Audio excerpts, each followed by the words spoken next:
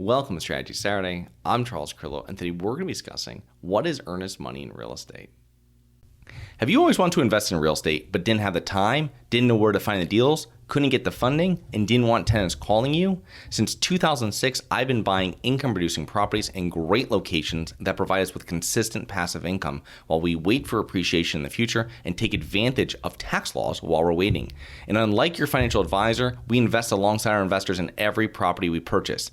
Check out investwithharborside.com. If you like the idea of investing in real estate, if you like the idea of passive income, partner with us at investwithharborside.com. That's investwithharborside.com. Earnest money is a payment, essentially a deposit from a potential buyer to the seller in order to show good faith in their intent to purchase the property.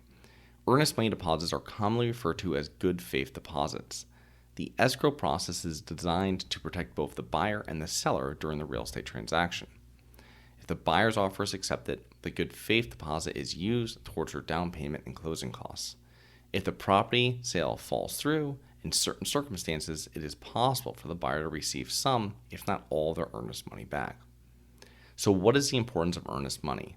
Well, an earnest money deposit safeguards the interests of both the buyer and the seller. It shows the seller that you are a serious buyer with a serious offer. It protects the buyer because the seller essentially takes their property off the market once the offer is accepted. It protects the seller since if the deal falls through, they will need to spend more time and money marketing and looking for another buyer. So what is the average earnest money deposit amount? Well, while the buyer and the seller are able to negotiate the exact earnest money deposit amount, it is typically ranges between 1% to 2% of the property's sale price. In certain hot housing markets, the earnest money deposit might be 5% to 10% of the property's sale price. The higher the earnest money deposit, the more serious the buyer is to the seller. A low earnest money deposit might signal that a potential buyer is not all that serious. So how do you pay an earnest money deposit?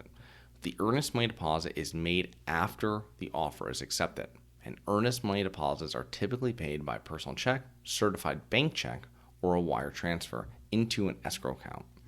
The escrow account would be held by an attorney, title company, or a real estate brokerage.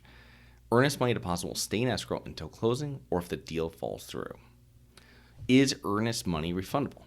You make an offer on a home and the seller accepts it. The sale is only completed when all the contingencies have been met.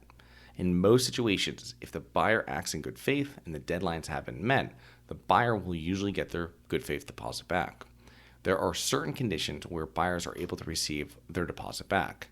During the inspection, the property has considerably more deferred maintenance than previously thought.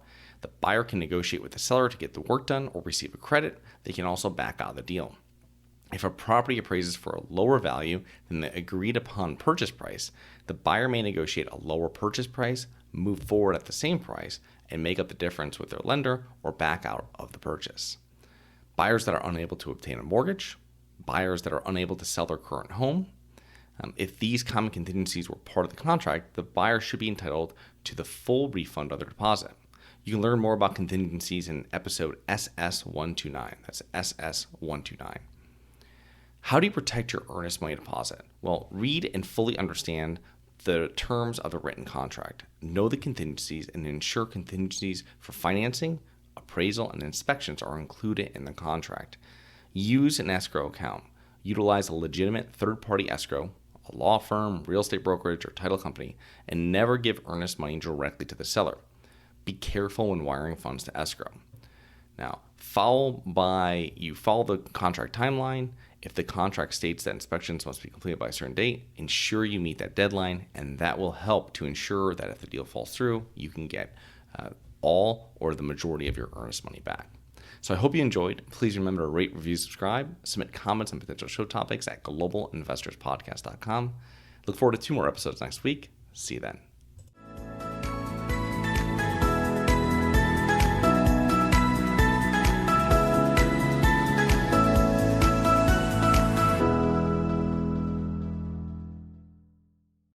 Nothing in this episode should be considered specific, personal, or professional advice. Any investment opportunities mentioned on this podcast are limited to accredited investors. Any investments will only be made with proper disclosure, subscription documentation, and are subject to all applicable laws. Please consult an appropriate tax, legal, real estate, financial, or business professional for individualized advice. Opinions of guests are their own. Information is not guaranteed. All investment strategies have the potential for profit or loss. The host is operating on behalf of Syndication Superstars LLC exclusively.